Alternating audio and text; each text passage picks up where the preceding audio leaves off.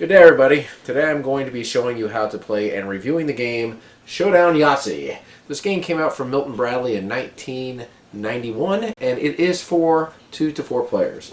Now, I'm sure many of you are familiar with the game Yahtzee. It's a typical dice rolling game where you're going to be trying to score the best hand, and a lot of those hands are typically like poker hands, like three of a kind, full house, things of that nature. With this particular game, you're going to be trying to play for control of cards that have these different hands on them. And at the very end, you're going to be doing the very big showdown just as soon as all of the cards have been claimed, which makes this game rather cool. So, let's show you Showdown Yahtzee. Okay, everybody, let's go ahead and show you the components really quick. Right here you have your game board, and as you can see, there are some empty spaces on here, which you're going to be filling up with these cards. And as you can see, there's some different notes on these cards. One says full house, one says four of a kind, one says large straight, etc. Basically, these are the dice rolls that you're going to be trying to roll in order to take control of these cards. Now, these cards are not going to be placed on the game board in the beginning of the game. What's going to happen is that players are going to be trying to roll for one of these cards, and if they are able to get that combination, that card is going to be placed where their pawn is. And I'll show you how that works here in just a little bit. Right here you have a red die, and this is the die that is going to move your pawns, and there's 4 of these pawns I have on here. There are 4 different colors, and then you have the 5 dice. These are the dice that you are going to be rolling that are going to be trying to score these hands right over here. Okay, about the cards, here are what some of these cards are. You've got 6 cards here that have the numbers 1 through 6 on them, and you will see that there are these different numbers right over here. What these numbers represent is the number of, say, in this case, 2s that you roll. So if during your turn you end up rolling 4 2s, you would go ahead and place 4 chips on this. The small straight is basically 1 through 5 or 2 through 6. It's basically 4 numbers that are sequential. The full house is 3 dice of one number and 2 dice of another, so 5 3s and 2 4s would work for that. Right here you have your chance card, and the way you're going to take control of the chance card is you're simply going to just roll 25 or over with all 5 of the dice. It'll be the sum total of all 5 of the dice. And then you have the 4 of a kind, which is just basically 4 of any number. The large straight is basically 5 numbers sequential, so that'd be like 1 to 5 or 2 through 6. 3 of a kind, this is 3 of any number. And then of course you have the Yahtzee. Yahtzee is 5 of the same number, and that's one of the hardest rolls to get. So anyway, those are the different values of the hand, so let's go ahead and get started. So now what's going to happen is, let's just say this player has 1 turn, he's going to go ahead and roll, and let's say he rolls a 2, and he goes ahead and he places his pawn on this space. So now the player is going to be able to roll the dice, and he's going to try to see if he can score one of these cards, or at least place it on the board. Now the way it works is you've got these 5 dice over here, and you're going to get to roll these dice 3 times. And what you're going to be doing is you're going to be setting dice aside in an attempt to try to build one of these hands. So let's just go ahead and say I rolled the dice, and this is what I've gotten. I've rolled, let's say I've rolled 2 1s, or 2 aces in this case. Right now I can go ahead and take control of the aces card, but I have 2 more rolls to see if I can get some more. So let's just say I roll, I've gotten another ace, and this will be my last roll, and I have scored 4 aces. So now I've got a couple of choices. I can either keep the aces card over here, or I can actually score with the 4 of a kind, since I got 4 of the aces. So what I'm going to go ahead and do is score for the 4 of a kind, since that's a tough card to get. And this card will go over here, and then I'll go ahead and place 4 chips on the number 40 to represent that I have that number. And so let's just go ahead and say the green player decides to go, and he rolls a 4. 1, 2, 3, 4. Now he's rolled a wild, so this basically means that he can go onto any space. So let's just say he decides he's going to go over here.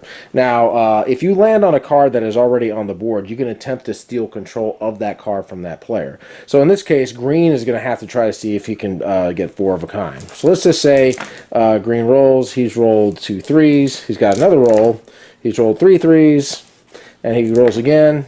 He did not get it, so in this case he's not going to score. But let's just say he ended up getting 4 3s. What's going to happen is orange is going to lose his chips, and green is going to go ahead and put his 4 chip on the board like so. Alright, so now what I'm going to go ahead and do is I'm going to just place all these cards on the board and just pretend that gameplay has been going on for a little while, and we'll talk a little more about how some of this other stuff works. Black goes, and black lands on this card, which is the ace. Right now, the orange player has rolled 1 ace, and so he has control of the card right now. However, if black goes ahead and rolls, and let's just say he rolls something like this, he's going to go ahead and take control of the card because he rolled more aces than orange did. So in this case, he's going to go ahead and take the chips off, and then black is going to go ahead and place 3 chips right over here to control the card. And in order for the player to take control of the card, they just simply have to either meet the number, which in this case would be 3 or 30, or beat it, which in this case would be 40. So now, if somebody again rolls on an empty space like this, they will go ahead and try to claim one of the remaining cards that are off of the board, like so. Now, if somebody ends up rolling a Yahtzee, which would be 5 in a row, they're going to have 2 choices. One thing you can do is you can go ahead and claim a card that is not on the board and just place it on that space. So in this case, if I wanted to claim the 4s, let's just say my pawn was over here, I rolled a Yahtzee, and I said, okay, I want to go ahead and claim the 4s.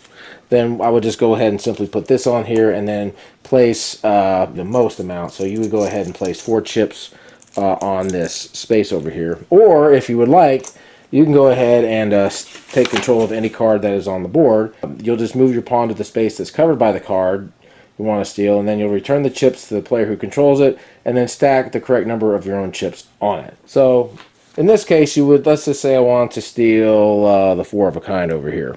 I would go ahead and take these guys' chips off, like so, and then I would replace it with 4 of mine. So now once all the cards have been placed and claimed by all the players, you're going to go into the showdown round. And what the showdown round basically means is you're going to go ahead and roll this dice and move, and whatever card you roll on, you're going to go ahead and try to take control of it. If you take control of it, you're going to go ahead and continue to move and try to control as many cards as you can. And whenever you fail controlling one of the cards, your turn is going to end. So now he rolls, and he is on to the aces. So now he has to try to roll 3 aces. So let's just say he rolls, he's rolled 2 aces, and he has failed. So now his turn is going to be over, and then all the other players are going to go ahead and do the same thing. And then what's going to happen after that, after the last player has made his run, everybody's going to go ahead and count up the amount of points that they have got on their cards via the chips, and whoever has the highest amount of points at the end of the game is going to win. And that, ladies and gentlemen, is Showdown Yahtzee. So my final thoughts on Showdown Yahtzee. Well, Yahtzee is a game that has been around for a very long time, and there are tons and tons of variants to this game. And this game is a rather good one.